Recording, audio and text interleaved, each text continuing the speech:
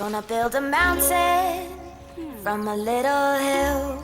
Evening folks, this is Best in Slot, and tonight we're going to do a very casual video on the brand new Planet Zoo news from the developer journal, as well as 3 new screenshots that have been posted over the last few days or so, including one just earlier today. Now I did already record this video, and unfortunately my microphone went absolutely bloody mental, so I'm a little tight for time, so we are going to do this fairly casually. We're going to read this developer journal together, and then we're going to commentate on it as we go along, pick out interesting bits, and then we'll do the same for the screenshots as well.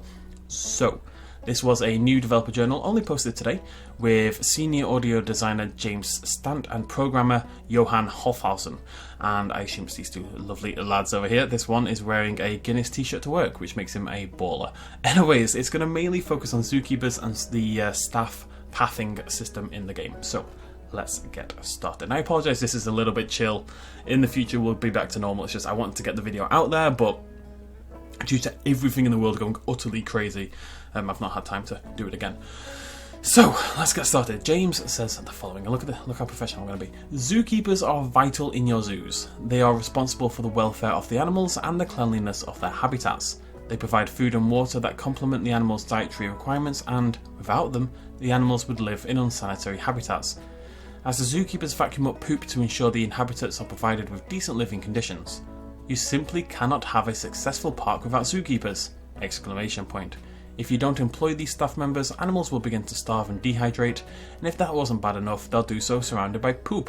We're going to hear the word poop quite a lot tonight. It's also super important to make sure that your zookeepers are happy, or else they'll become demotivated and carry out their responsibilities in a slower and more careless manner. So, whilst we could have assumed that was the case, we didn't actually know that you would have to keep your staff happy as well as your animals. I mean, we pretty much knew that was going to be the case, because of course it would be, but it's interesting, and I'm hoping that means we're going to have different buildings that maybe like recreation centres for your staff, maybe sleeping areas for your staff, stuff like that. A lot of people who work at zoos will overnight in the zoo because it's just easier, and the animals, you know, need looking after at like 4 AM and stuff like that. So it's going to be interesting to see how many different staff buildings we get. That is something we'll come back to a little later in the article.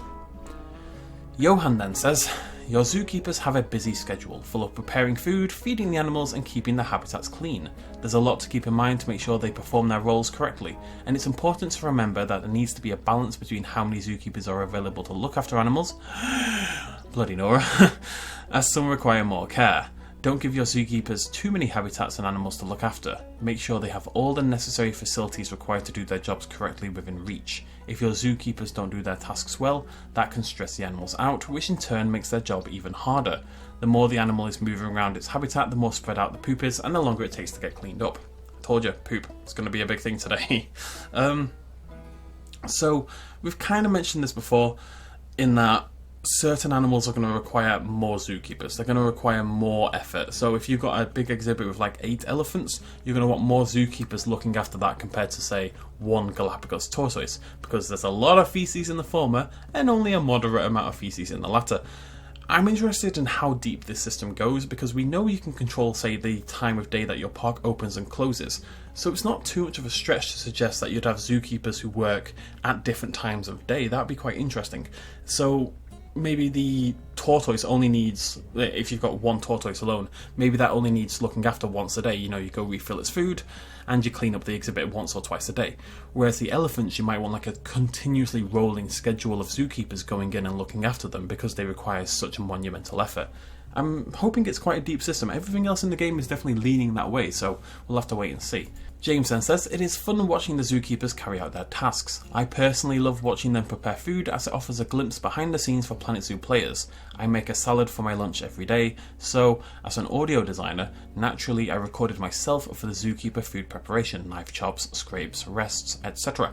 I can't claim to have gone to such literal lengths for the poop scooping, which is just disappointing really. You know, you gotta put your heart and soul into this job. Get out there and scoop up some poop. But the audio team have collaborated superbly on that to give the vacuum a fun, creative and satisfying array of sounds. So we've seen that before. The zookeepers are going to walk around with what looks like a bazooka. Basically, it's a big circular barreled vacuum cleaner, and it just sucks up the poop. Not a sentence I ever want to say again, but that's literally what it does. It's kind of like the Suck It from The Office, right? Instead of toys or mines or whatever it ended up being, it sucks up poop, which is The last time I'm going to say that word today. Your park guests, oopsie daisy, your park guests may not like seeing these working areas, but as a player, I love moving the camera into the facility interior. We saw that at the E3 gameplay demo, so I can watch the zookeepers ready the animal meals, surrounded by posters decorated with the Planko language. Like all guests and staff in Planet Zoo, the zookeepers do indeed speak the language of Planko. Often they will emote to express themselves when carrying out their day-to-day tasks, but you may well hear them exclaim, Yoda-pa! Which is hooray in Planko apparently, in delight when being trained to the next skill level. For example, we are also recording new emotes so that if you click on a staff member alongside the UI panel pop-up, an emote will sound to summarise their current mood. So, you don't even have to read. You can play the game blind. You don't need to read anything. And if you see a staff member, you want to know if they're doing good or they're unhappy, you can click them, and if they go, Mrr, they're in a good mood, and if they go, Mrr, they're in a bad mood. It's going to be instant feedback. Yeah. You might even recognise some of the voices you hear in game. For example, one of the female zookeepers is voiced by our own senior artist, Lisa Bowens, who does a fantastic job of bringing the staff member to life. Lisa, I think you just call it Lisa, is the woman who worked with Bo on the E3 gameplay demo thing. She was the one touring it and doing all that kind of stuff. Johan, speaking of park guests not liking being able to see the working areas, staff paths are a new feature in Planet Zoo and an absolute necessity to keep your park guests happy. Guests will only try and look at animals from standard paths as they try to find a spot as close as possible, which can cause congestion to the overall crowd navigation. If a staff member is getting stuck inside this congestion, it will impact their work roster, and this will snowball in all of their tasks and impact other staff members. For example, if a keeper cannot reach their habitats in a timely fashion, this will impact the animal welfare, as none of your animals will appreciate their food being late. I've actually seen some negative reaction to this already. The guests not liking the working areas and for the staff paths, having to be hidden. But at the end of the day, this is a zoo simulator game. At the base of it, it's, okay, it's fun and more creative, blah, blah, blah, but it is a zoo sim. That's the whole idea. And these staff areas are so integral to how you design a real life zoo. Your staff need to be able to get around. They need access at the back of every exhibit. I think it's going to be quite an interesting challenge to build a huge, beautiful looking zoo for the guests, but that also has easy access for your staff members able to get around. We saw it a little bit in the gameplay demo at E3. It was like a little different coloured side path, and the staff paths, there's like 4 or 5 different colours of those. They're all on their own little section, and it had like a staff only sign above the top. That's the kind of detail that makes a zoo feel real, it's kind of makes it, I don't want to say bring it to life, but that's really tempted, really what I'm tempted to say. I always bloody say it. But it does, it makes it feel more like a real zoo, because that is what you would find in a real zoo. And that kind of staff management and control is very integral to making this a more deep and interesting long-term experience. The animals are pretty and everything, that's great, and the creative aspect is obviously, for me, the most important part actually, but the day-to-day management being more in-depth, like Jurassic World Evolution has very simple management despite being heralded as a management game, and I'm really hoping Planet Zoo pushes the boat out a lot more in terms of the staff management, and it seems they're going to. So, and this is basically what I just said. Deep breath. There are some buildings in the game, it's so hot, there are some buildings in the game that will have a negative impact on the guests, so as long as they do not get directly confronted with these areas, you shouldn't encounter any problems. When playing, you'll have to think about the zoo layout, where to place buildings, habitats, and the staff paths between them. Staff buildings come in a variety of sizes, so it's best to plan where you're going to place them before you design the path network around them, or even how you will place your habitats. So that's kind of what I was saying a little bit earlier. If staff buildings come in various sizes, does that suggest multiple different types of building? Are we going to have a recreational? Are we going to have like a sleeping area for them? Some games definitely had stuff like that. Or is it the food preparation area will have a small version and a bigger version and a bigger version, so multiple people can use it to prepare food at the same time? We'll have to wait and see. I'm hoping that at least suggests building variation. It's cool to talk about these features, because I loved seeing all the reactions to the announcements and gameplay previews we shared at E3 this year, including mine. It provided a nice insight into the terrific progress being made by our talented team and our dedication to making Planet Zoo a magnificent experience for you. It always used to put a smile on my face when I saw you speculate on Planet Zoo. Yep. Before we'd announced it. Oh yeah, I did that. And sometimes even making zoos in Planet Coaster. We all felt so inspired. Seeing what you've already made in Planet Coaster, I cannot wait to see what you can create with Planet Zoo. So, Not tons of new information there. We know we have to look after our stuff a bit more than we did. They're going to level up. They're going to say Yoda Pa sometimes. It's just nice to hear, nice to read, I guess. Yeah, I don't know. Anyways, we're going to move on. We have 3 screenshots to look at. Nothing breathtaking, which is not a word I want to say right now. But yeah, let's take a look. This one is probably the nicest one. No, it's the second nicest. Anyways, this is a really nice one. This confirmed as well that these are reticulated giraffes. I can't remember if we already knew that. Anyways, these are reticulated giraffes. And there's a couple of things I want to point out here. First of all is the lighting on this giraffe. Oopsie daisy, on the left. Let's zoom in a bit. That's beautiful. This giraffe on the left is just, the lighting is beautiful. Now, I don't think this is a bull shot. So a bull shot is a screenshot that's been amped up a little bit and made fancier in Photoshop and stuff like that in order to make the game look better before release. I'm never 100% sure, and you really shouldn't trust the screenshots pre-release of a game, generally speaking. But we see this lighting all the time. It's this beautiful backlit kind of effect, right? Which is fairly common. We see it in Jurassic World Evolution. But when we see it in Evolution, the front of the dinosaur goes really dark and takes on this kind of rubbery toy look, which is a bit weird. The giraffe looks a lot more naturally well lit. So I'm hoping they've stepped up their lighting technology a little bit and that this is what the lighting is actually going to look like. We get a little glimpse at a zookeeper in the back with a little baby. But the main thing I want to talk about is this building right here. There we go. This building was built piece by piece according to the Twitter comment, you know, when this was uploaded. Now, piece by piece has become a little bit of a meme, unfortunately, because they keep saying it for absolutely everything. Everything is piece by piece, piece by piece, piece by piece. So it's become a bit of a running joke. But it is exciting, and I really do like that we're going to have that creative control. It's interesting with a building like this, how piece by piece is this shelter? Is it 3 pieces? You know, we've got these side pieces here, and then this longer one in the middle, well, this thinner one in the middle, or is it 1, 2, 3, 4, 5, 6, 7, 8, 9 pieces, or is it even more than that? It could be 3 to 20 or 100 or something like that. It's hard to know just what level of creative control went into this, but I will say it looks really, really good, and the fact that we'll be able to build something custom made that looks this well put together and it looks like it fits in the universe is going to make the Steam Workshop integration for this game really, really exciting. Every week we're going to look at some brand new mods and stuff that people have made. This is what the Steam Workshop is going to be like. It's going to be sharing your designs, and we've already seen with the likes of Evolution and Planet Coaster just how insanely creative people can get. And it's not to say that they're more creative than the people working at Frontier, it's that there's, you know, maybe 100 people working on this game, or there's a few hundred people at Frontier in total, whereas when people play this game it's going to be hundreds of thousands of people making building designs. It's just creativity through sheer force of numbers, basically. We're going to see some exceptional stuff. I'm very excited about that. Then we have a hippo, which is even more exciting, because look at it, it's a hippo. This is actually exciting. So this was revealed early in the week, and the idea was people got to vote on which animal they wanted a new screenshot of and a little bit more information. Now, the hippo is adorable. I don't really have anything to say about the hippo. It is lacking whiskers, which is a little bit of a shame, if I'm honest. It looks a bit weird without them. It just needs some little whiskers coming outside here. It doesn't even need that many. It just needs a few. But, not only is the giraffe beautifully lit again, as always with giraffes, this little thing in the background, now, we've debated this quite a lot on the Discord.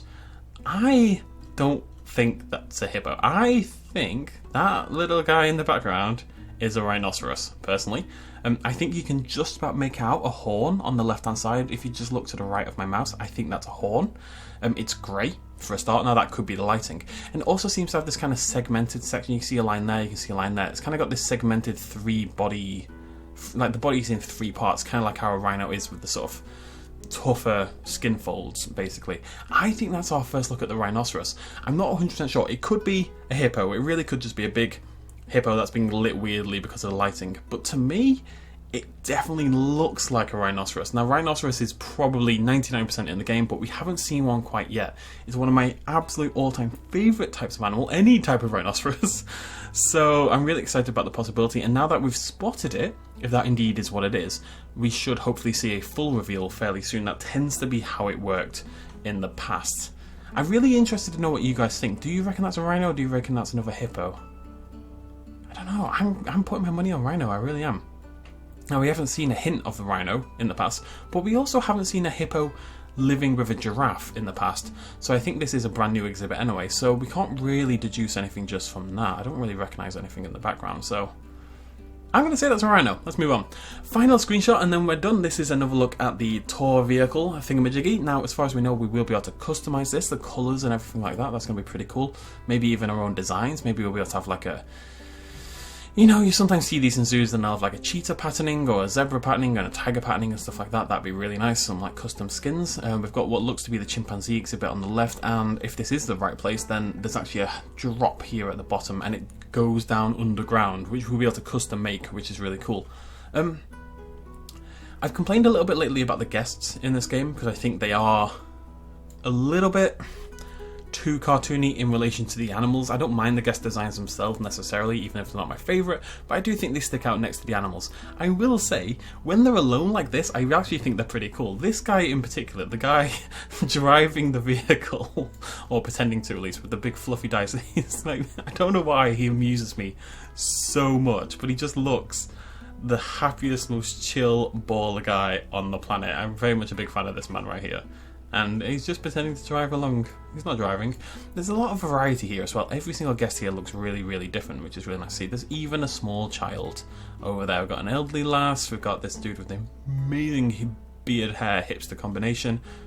Her with her pink hair, because she's... Everyone's a hipster these days. What can I say? Myself included. And one thing I am curious about is this on the right. Let's zoom in again. What is this? This right here, or what is that? Now, I've gone back and forth. Initially I thought exhaust pipe, okay? Because it looks like an exhaust pipe. It's got the same kind of design. It's a bit huge, but it's a fairly big vehicle. There's a couple of problems with that. Number one, it's on a track, this vehicle. I think the assumption is that this is an electric vehicle, right? That's what this middle part is as well. That's the connection, and it's an electric vehicle. Why would it have an exhaust pipe? Two, the front of the pipe... This my housemate makes an exceptional amount of noise. The front of the pipe is facing forwards, which is a terrible idea. It's facing like the smoke would come out, blah, blah, blah, and then just go back and sort of like block people off in the vehicle. So my other thought is maybe it's a speaker system, perhaps. It's like a tall speaker that's sending out sound and stuff like that, or a dispenser of some description. I'm leaning towards speaker, but I honestly have no idea. So along with the RHINO, I really love your thoughts and opinions on what this thing is, because I cannot quite decide. Let me know what you think in the comments down below. That is it for today. I do apologise about the slight casualness of this video. I know some people like it when these were a little bit more chill, but I would prefer to spruce it up a little bit. Unfortunately, I am in a incredible rush. This video actually went on way longer than I expected, and after all my videos, I lost 4 videos earlier today or something. It just broke my heart. So I've had to get this up. I really didn't want to not upload, basically, so here we are. Anyways, thank you so much for joining me. If you did like this fairly terrible video, then please do hit the like button. Remember, Gamescom is in like 28 to 29 days for Gamescom now. There will be Planet Zoo on the show floor, as in if you're there at Gamescom, you will be able to play a demo of Planet Zoo, which is really cool. And I'm going to Gamescom myself, so I will have content from Gamescom, hopefully. I'm just saying, basically, there's going to be a lot of content when Gamescom comes out. We're going to get our own gameplay, people are going to play it themselves, we're going to see a lot more stuff than we've seen so far. I suspect, like I've said, we are lacking news at the moment. We get a new animal now and again, but in terms of big reveals, it's been a little light on the ground lately, but it is all building up to that Gamescom. So, a few more weeks to wait, and we'll have loads of information. We're also going to find out about the beta at Gamescom, and I suspect it'll come out fairly soon after. I'm betting early September. I'm betting first week of September for the beta. That's my guess. Or at Gamescom, basically. Or like as soon as Gamescom's end. It'll be within that week to 2 week basis. So we don't have to wait very long to get hold of the game for ourselves, hopefully. Anyways, thanks for joining me. Cheers, much as always. Bye-bye. Hey folks, thanks for watching. If you enjoyed this video or you want to help support me a little bit more, you can do so at patreon.com/bestinslot. There's a link in the description down below. Every little really does help in times like these, but it's not at all expected, and by just watching the video you've already helped me out massively, and it makes you a pretty cool person, so well done you. Thanks for joining me either way, I'll see you next time.